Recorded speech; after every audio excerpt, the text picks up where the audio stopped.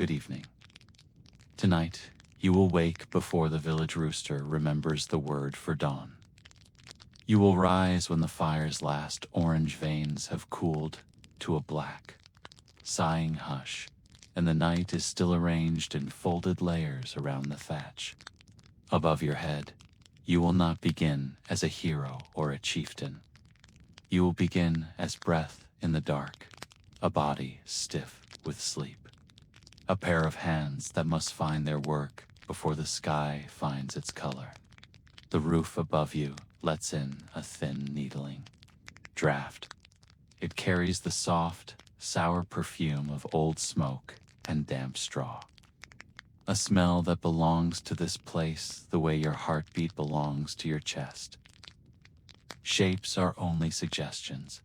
A low stool, a clay pot, a bundle of tools bound in twine. Somewhere, a child murmurs in a dream and is quiet again. Near the doorway, a sleeping dog releases a weary huff. Pause, twitching toward a chase that will never come. You ease yourself upright. The chill sits on your shoulders like a wet cloak. You draw your rough wool tunic over your skin, and it offers a kind of humble truce rather than warmth. The fabric is coarse and familiar, rubs the edges of sleep from your arms. You touch the rim of a cup beside the hearth, find it empty, and lift a lid from yesterday's pot. Inside, a thin stew congealed to a memory. You tear a corner of dark bread and dip it, letting the dampness return some pliancy to the crust. The taste is simple and undecorated grain, smoke, a hint of last summer's onion.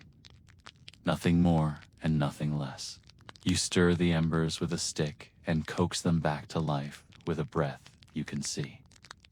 They glow a reluctant red, then answer you with a shy flame. The first fire of the day is not triumph. It is a negotiation. You feed it slivers of kindling, then a piece of split branch. You do not linger to watch the blaze swell. There is work that cannot be charmed with staring dot outside. The morning is the color of pewter. The sky is a lid without hinge. Your boots stitched hide, mended more times than you can count take water on the first step. The yard remembers every rain. It keeps the prints of yesterday's feet and yesterday's hooves. The thin scribbles of chickens, the heavy punctuation of the milk cow. Your steps find their place among these marks as if the mud has learned your name. There is a fence of woven, hazel, where the path meets the field. It flexes slightly when you rest your hand upon it, like a living thing. Beyond it, the land rolls out and down and up again in patient waves. The field is not a sheet. It is a body, marked by stones, that rise like old bones through the soil. Someone has carried many of them to the margins, building low piles that remember every back that bent beneath them. The plow waits where you left it. A wooden frame with an iron bite, more stubborn than elegant. You touch the haft, feel the faint grease of last season's hands. The ox looks over its shoulder at you, a gaze without malice or favor, and flicks its ear at a fly that never learned to sleep in weather like this. You murmur a greeting that is more habit than language. Fit the yoke, adjust the straps. The ox snorts frost into the air as if blowing out a candle. The first furrow is a conversation. The soil is damp, heavy with yesterday's rain, and the blade must be urged rather than ordered. You lean your weight into the handles, guiding, correcting, apologizing when the iron scrapes a hidden stone. The sound rings up your arms, a small bell of effort. You place one boot carefully ahead of the other. The earth parts, dark and rich where it yields. stubborn where it clings to itself. Behind you, a neat seam forms, a stitch in a fabric you will hope holds through the season. Your breath finds a metronome, in to set your grip, out to ease a turn. The work eats the morning in strips. There is a rhythm here that ignores the calendar of saints and kings. It is older, written in the wet and the frost and the shy warmth of rare, bright days. A crow watches from the fence post, offering its commentary in the blunt language of crows. Farther off, someone else's dog answers the idea of another day with a brief, proud bark. You do not look up. Looking up does not move the plow. When your hands ask for rest, you give them a short one. You stand straight. Your spine uncurls with small protests that are oddly affectionate, like a friend who always complains and always shows up. Your fingers flex against the sting of cold. The grooves in your palms are mapped in a thin paste of soil. You let your eyes climb the nearest hill to the line of standing stones you know so well you could walk to them with your eyes shut. They tilt slightly, as if listening. Sheep move like dropped clouds across the slope. Somewhere behind them is the forest, a collection of trunks and leafless filigree that looks like 1,000 hands raised in the same question. You eat a heel of bread. There is a piece of cheese, stubborn and honest, that yields only to slow teeth. You drink water that tastes faintly of the barrel and the river that fed it. It is not a feast, it is fuel. You give the ox a rub between the horns. The animal leans into it, eyes half-lidded, and you remember, not for the first time. That companionship can be wordless and still complete. Back to it, then. The second pass is easier. The soil remembers having opened and obliges a little more. Kichi root. Pause to clear it, K, and discover beneath the surface a shard of old pottery red as a dried berry, curved like a frost-bitten ear. You turn, it in your hand, a fragment of someone else's day, someone else's meal, someone else's small accident or loss. You slip it into your pouch. Not treasure, exactly, but a message. You are not the first, and will not be the last. Clouds fold and unfold. The light, such as it is, sifts down like flour through a sieve. When it thickens toward midday, you make your way back to the house. The door lifts on leather hinges that complain like a chorus of old men. Inside, the smoke has found its groove. Among the rafters, it keeps to its place like a polite ghost. A pot hangs over the hearth, and within it, the stew remembers you with a sigh. You stir it with a wooden spoon that has your thumb living in its hollow. Carrot, a sliver of bacon that gives the whole pot permission to be called hearty. You eat slowly, not because you need to stretch it, but because the day does not need to be rushed across the throat. Someone asks about the weather. Someone else mentions that the hen with the brown marks has gone broody again and must be persuaded. Otherwise, a child brings you a feather and tells you it is important. You agree. You tuck the feather behind a beam where it becomes a little flag of the present tense. There is mending to be done. A tear in a sleeve that was not there yesterday has arrived like a rude guest. You thread a needle with a piece of spun wool, the color of stormwater, and make small, decisive stitches. The fabric accepts your argument. Okay. You set the needle in a small bundle of cloth so it will not go wandering of its own mind, as needles sometimes do. You take a moment to rub tallow into your boots, persuading them not to become strangers to your feet in the yard. The chickens hold a congress about a worm as if it were a treaty. The cow flicks her tail and offers an opinion you cannot translate. You check the coop, the latch, the gate. The gate sticks in the same place every time, and every time you consider fixing it. And every time you decide that knowing how it sticks is the same as fixing it for today. The afternoon is a second book. You open at the same page. The plow, the ox, the slow persuasion of soil. Your shoulders settle into their task. A wren scolds you for reasons that are unclear. The wind tries out several new ideas and settles on one that finds the gap in your collar. Your nose runs. You wipe it on your sleeve without ceremony. There is a comfort in the repetition. Quiet that keeps company like a dog lying across your feet. When the work loosens its grip enough to allow it, your mind wanders. Not to faraway cities or large ideas, but to the small ledger of the day. The corner of the field that always keeps more water than it should. The fence post that must be replaced before it leans into trouble. The thought of whether the sow will farrow smoothly when her time comes. The memory of a story your grandmother told about a winter so long it ate its own tail. You do not seek meaning in these thoughts any more than you would seek a crown in the hedgerow. They are leaves moving in a stream. You watch them pass toward evening. The light doesn't so much fade as concede. The sky softens until it feels like a wet cloth laid over the day.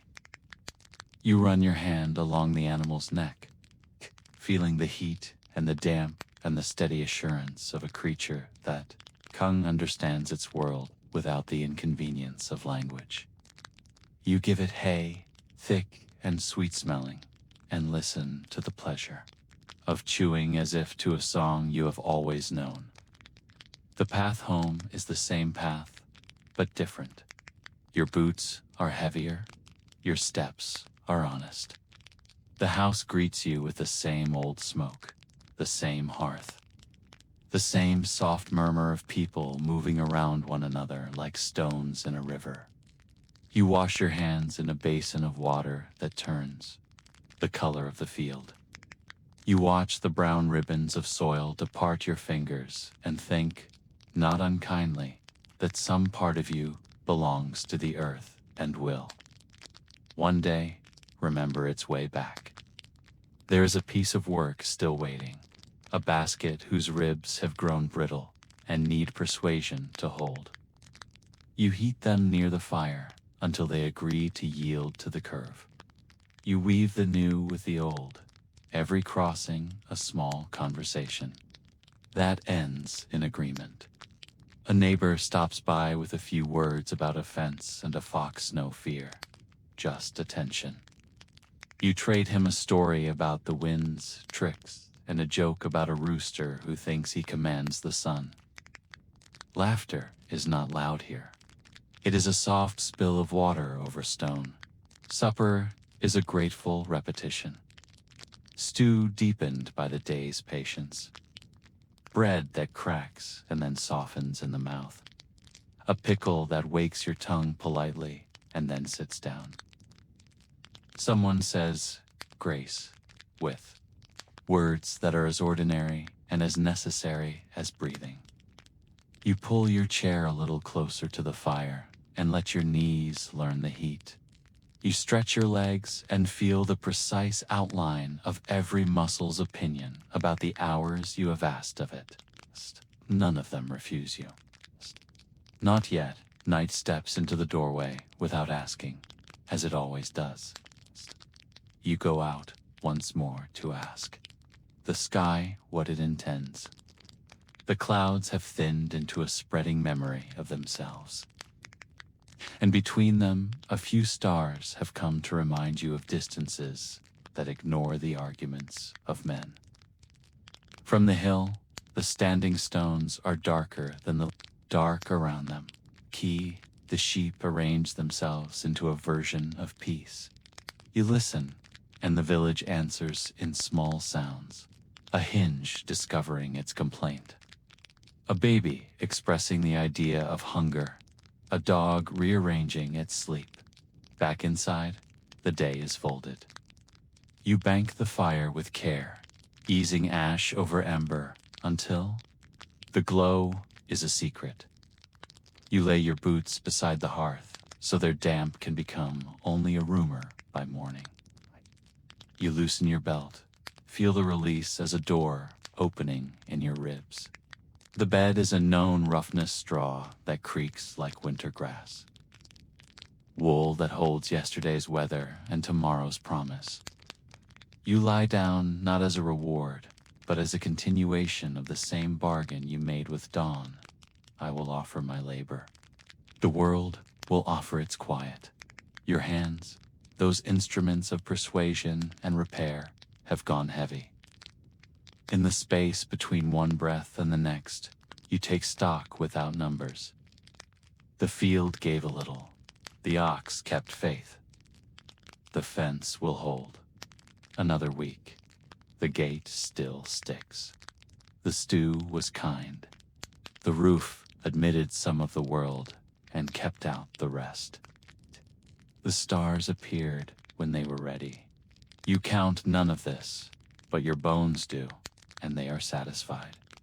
There is, at the edge of sleep, the oldest thought that tomorrow will ask the same questions and accept the same answers. This does not trouble you. It is not a test to be passed or failed. It is a path worn by many feet. You place yours upon it again in your mind and follow it to the place where the furrows meet and the day begins anew with the quiet authority of things that do not need to explain themselves. You do not dream of palaces or battles. If you dream at all, it is of a small, stubborn seed deciding, in the mystery beneath the surface, to split open and become something that can drink the sky. The earth will hold it, the rain will find it. Your hands will be there to greet what rises, and in that greeting you will know the line that connects you to the ones who carried stones to the field's edge, who bent over the same black soil, who taught the gate to stick so it could always be known by touch. Sleep takes you that way evening takes the light, gently, then all at once. The fire's last glow kisses the underside of the pot. The dog sighs, the roof exhales. In the morning, you will wake again before the rooster remembers its duty. You will stir embers, test the weight of the plow, speak without words to the ox, measure the day in lengths of brown earth. And you will not call it hardship or courage or anything that would fit in the mouth like a proud coin. You will call it living, because that is what it is. And this is why you would not last a day if by last you meant to outpace the rhythm that has no hurry. To demand variety where the world offers depth, to ask the work to admire you as you do it. This life does not admire. It accepts. It does not reward. It continues. It does not call your name. It remembers your footprints. The field will keep your shape a while. Then rain will come and tell the soil a different story, and your marks will listen and fade.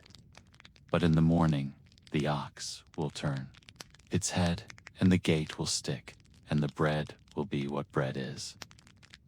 And the sky will put on its pewter coat, and you will know exactly what to do with your hands, not rest. Now, the mud will hold without you. The stones will not climb back into the furrow. The fence will bear witness to the quiet. The stars will do their ancient sums, and in their arithmetic you will find enough. You leave the furrows behind. The fields fade into the edge of the forest, where the wind moves differently, slower, heavier, carrying with it the scent of pine and wet earth.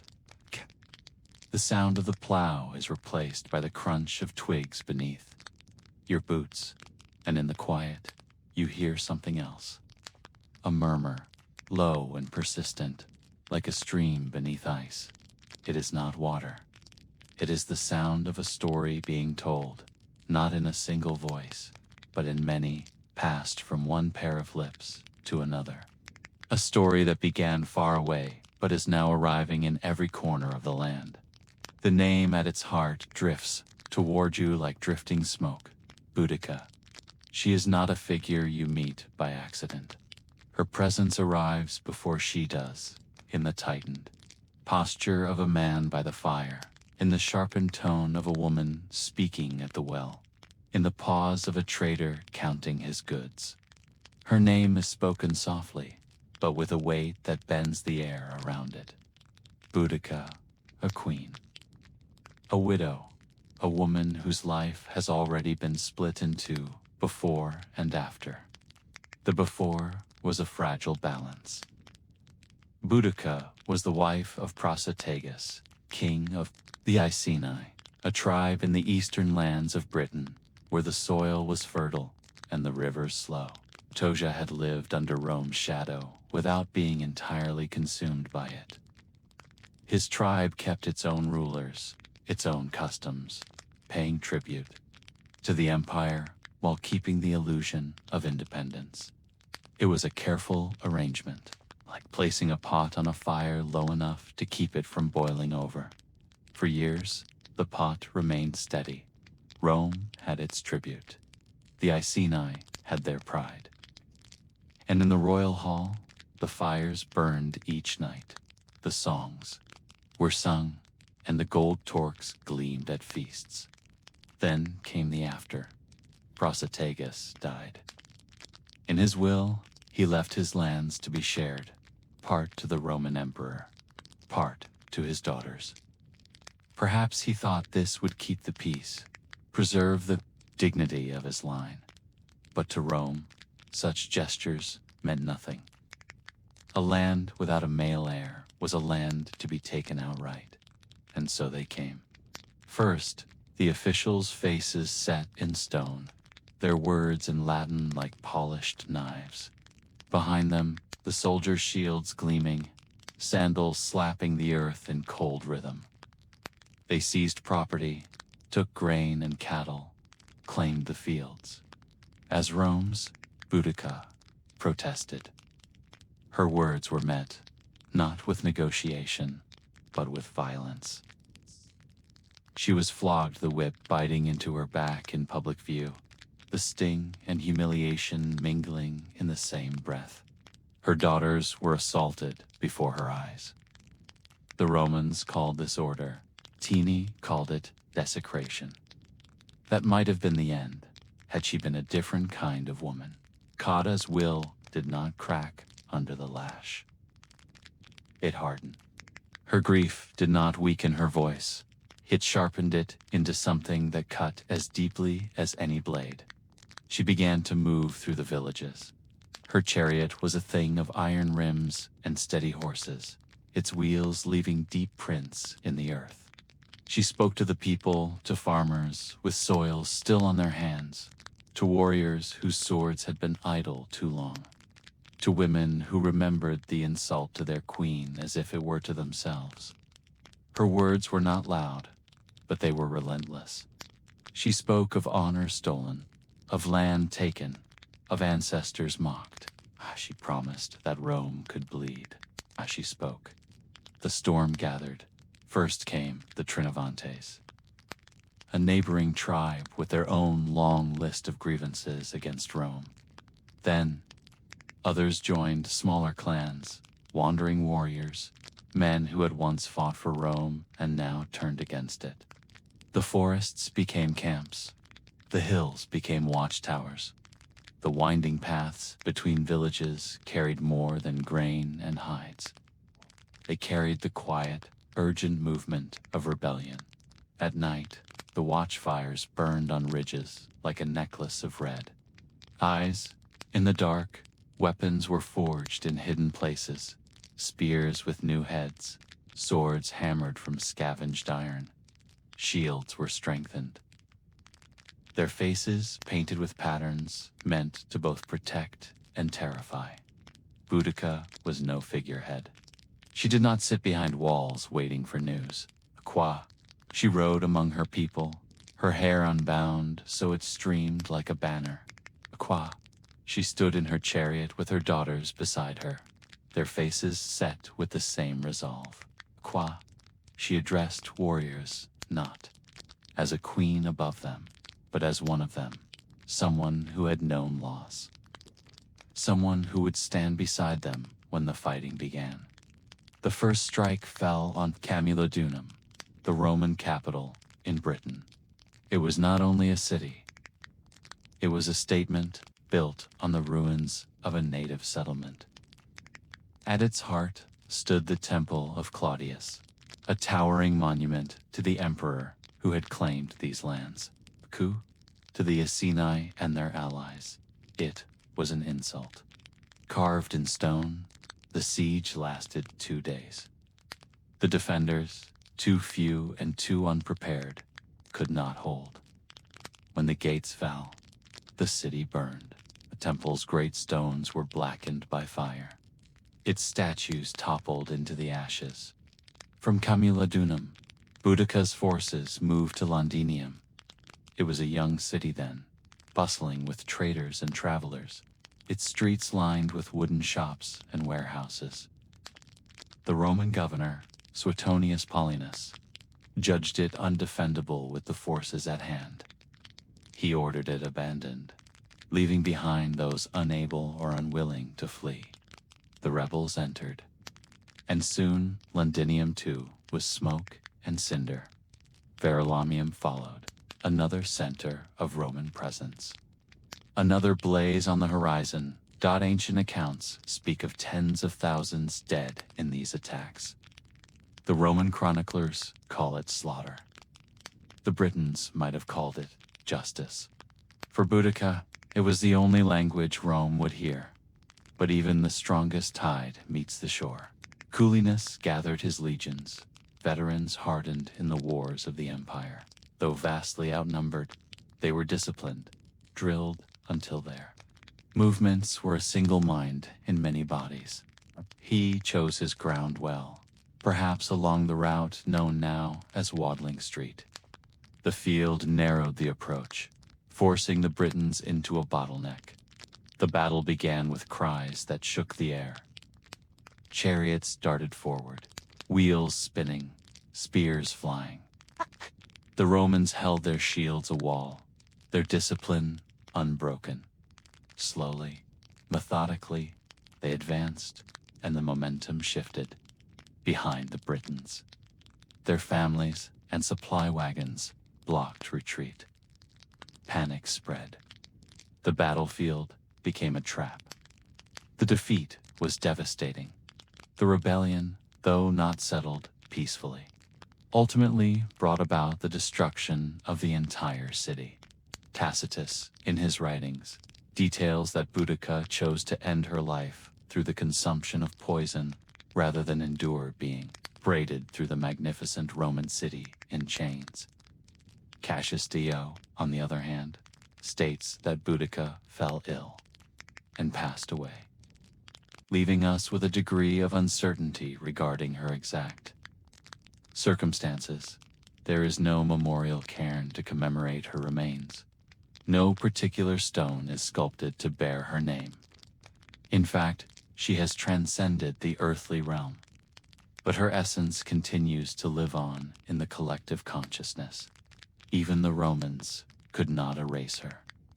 In their writings, she appears as both barbarian and queen, both enemy and figure of awe.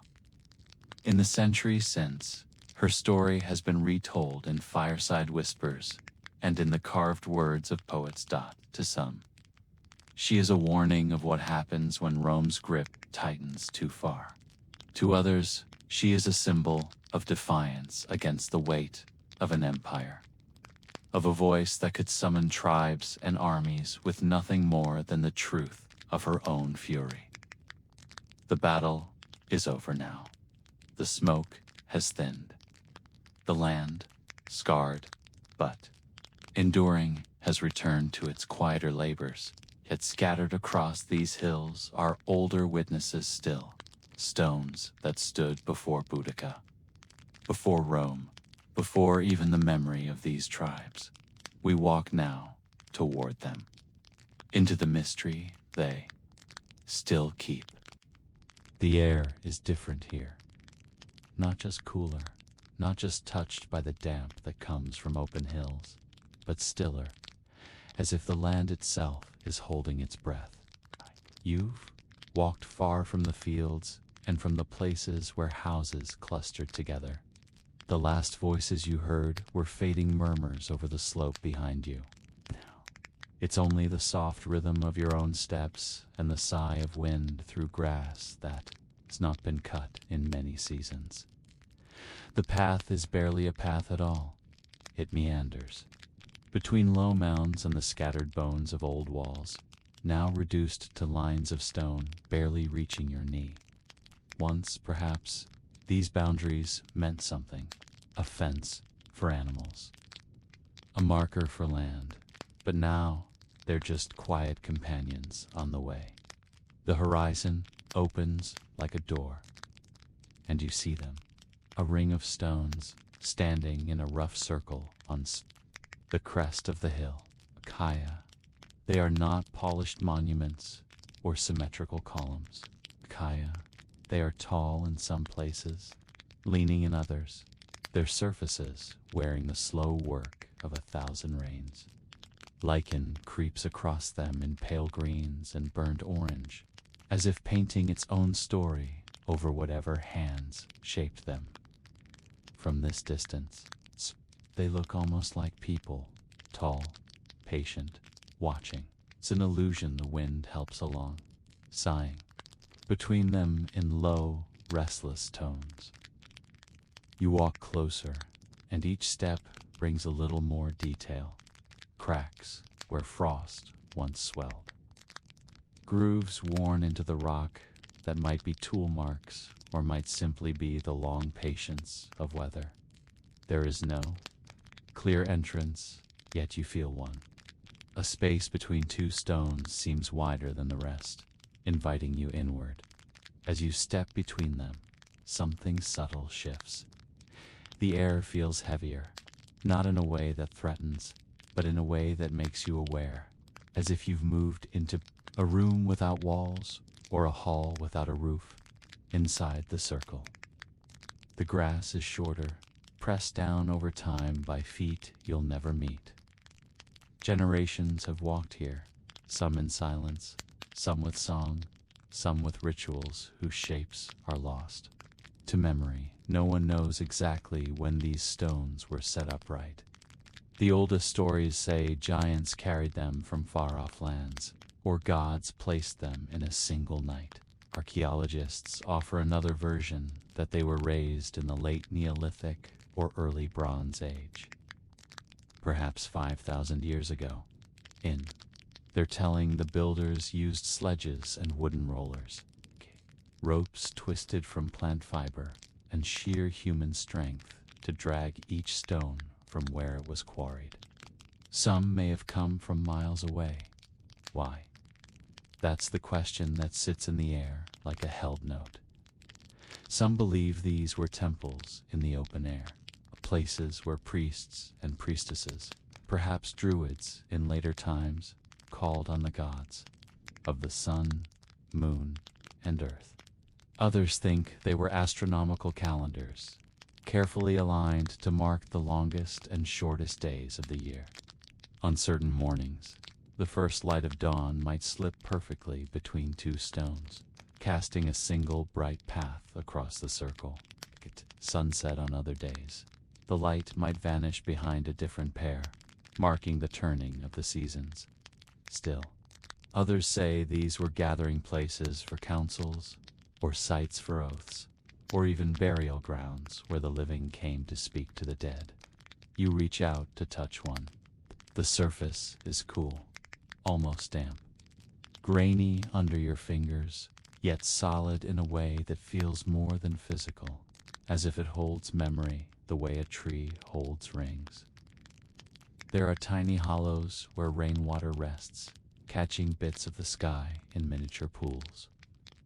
Your palm finds a faint groove, and you wonder, was this carved deliberately, or is it simply where the softer grain wore away faster? Kneeling, you notice something else. Small chips of stone at the base, scattered like crumbs. These might have broken away in storms, or perhaps long ago under the blows of tools.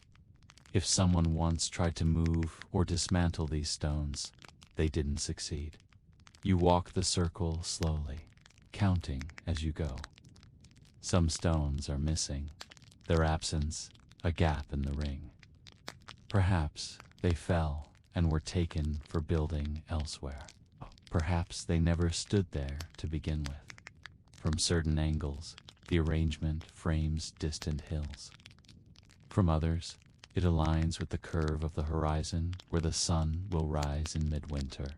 The wind picks up, moving between the stones and producing a low hum.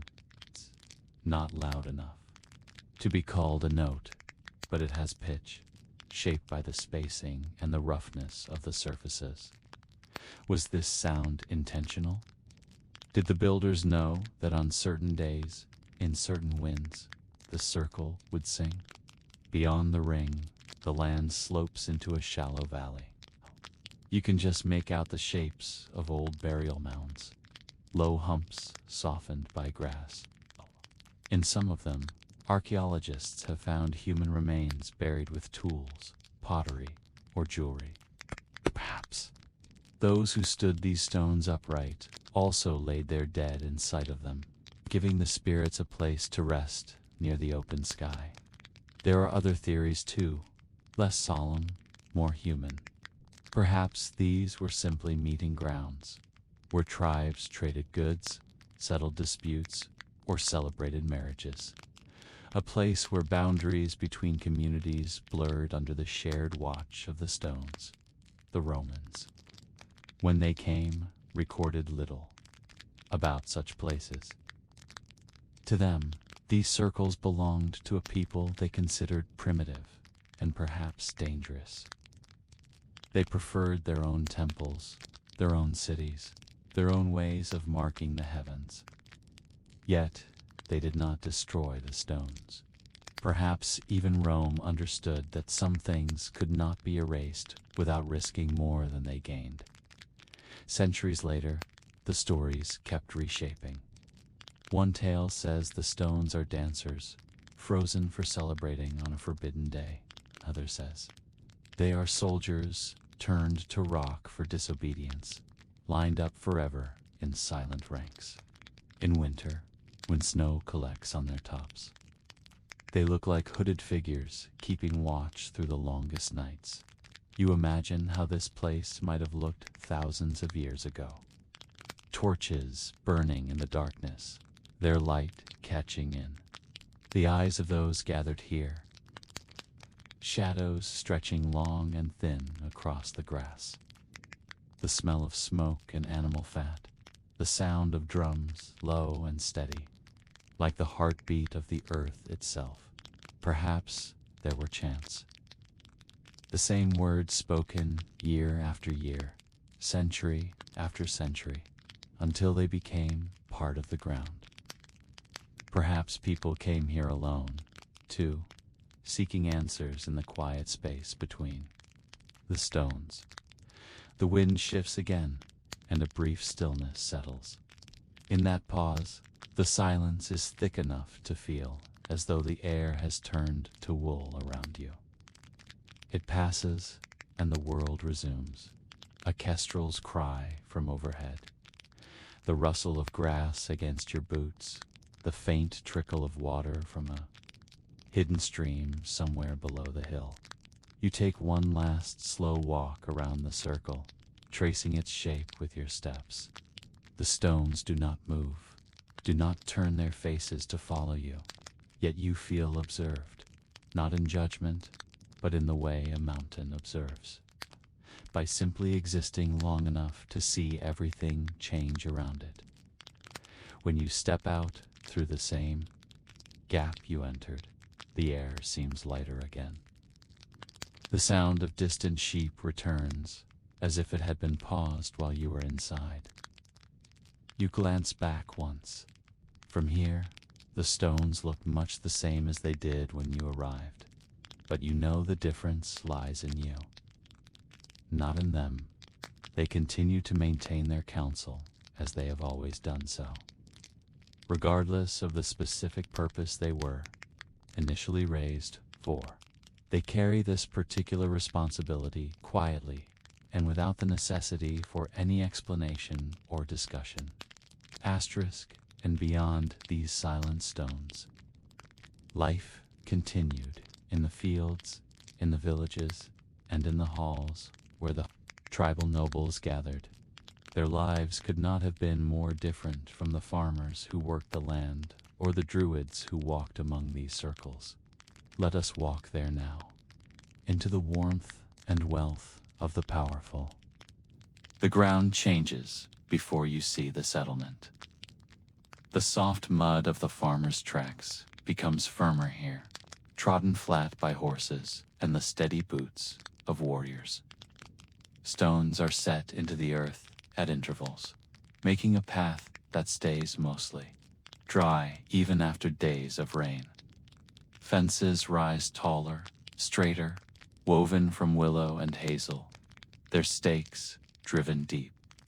And as you follow the curve of the path, the sound of voices reaches you. Not the hurried calls of people working in the field, but the slower, more measured tones of those who have the time to speak at length. Above the next rise, the hall comes into view. It is a great roundhouse, its thatch thick and golden where it has been newly laid. The roof's peak crowned with a carved finial shaped like a boar's head, a sign of strength and protection. Smoke rises from the hole at the roof's center, pale against the darker clouds above. Around the main hall, smaller structures cluster, storage huts, workshops, stables. A palisade of sharpened stakes encircles the whole settlement, with a gate wide enough for carts and chariots. 2 warriors stand at the entrance. Their spears are tipped with iron, the shafts bound with leather grips. They wear cloaks fastened with bronze brooches, and their hair is drawn back in knots, their faces marked faintly with blue designs. One greets you with a nod. The other watches silently as you pass. The doorway curtain is heavy, woven thick from wool dyed a deep brown. And as you lift it aside, the world changes. Inside, warmth wraps around you immediately, carrying with it the smell of peat smoke, roasting meat, and herbs steeped in honeyed drink. The light is dim, but rich firelight flickers across the packed earth floor, catching on polished bronze, on the gleam of drinking horns, on the gold collars worn by those seated nearest the central hearth. The walls curve around you, covered in reed, mats, and hanging textiles, spirals and knotwork, wind across them in ochre, green, and red, telling stories in patterns instead of words. Here, a design that might represent the turning of the year. There, a set of shapes that suggest a river's course or a lineage of leaders. The mats soften the sound, so the voices in the hall feel close and low, never echoing away. Furs are draped over benches, fox, wolf, bear, their softness a deliberate welcome to any who sit. Shields hang in neat rows above them, their bosses catching the firelight like small suns. Spears rest in racks by the wall, their points sheathed in leather, to prevent accidents in the crowded space, the chieftainot, the far side of the hearth. In a seat of carved oak sits the chieftain. He is broad-shouldered, his cloak clasped with a brooch the size of a clenched fist, its metal inlaid with red enamel. Around his neck lies a torque of twisted gold, thick enough that it would take both your hands to encircle it. His hair falls to his shoulders, and his beard is plaited into narrow braids. His gaze is steady, not cold, but assessing. Beside him sits his wife, her own seat equal in height. Her gown is dyed a rich madder red, the color drawn from plants traded or gathered at great effort. Around her neck hangs a string of glass beads in blue and green, their shine unmistakably foreign, while she manages the household with quiet authority, her attention flitting between the guests, the servants, and the rhythm of the feast. A great hound lies at the chieftain's feet, its coat a mix of gray and white, its size enough to guard the doorway alone if needed. Every so often, it lifts its head to watch someone pass, its amber eyes alert but calm. The feast begins. A servant offers you a cup carved from horn, its surface polished smooth as river stone. The mead within is golden, thick, and sweet, warmed slightly so its scent rises like summer air. The first sip coats your mouth with the taste of honey and herbs, the faintest trace of the flowers from which the bees gathered their nectar. Around the hearth, low tables are set, and the feast begins. Wooden platters arrive, laden with roasted boar, its skin crisp and dark, the meat beneath steaming as it is carved. Salmon, pulled from the nearby river, is baked with leeks and wrapped in leaves to keep it tender. There are flatbreads still warm from the hearthstones, bowls of berries preserved in honey, wedges of cheese sharp enough to draw a breath between bites. Everything moves without haste. Each guest is served in turn, starting with the chieftain and his household, then the warriors, then others of standing. Conversation flows in steady currents, news of the hunt, of the herds, of the latest trade journey to the coast. Music and storytelling. The bard takes his place once the first plates are cleared. His harp, strung with horsehair, glows in the firelight.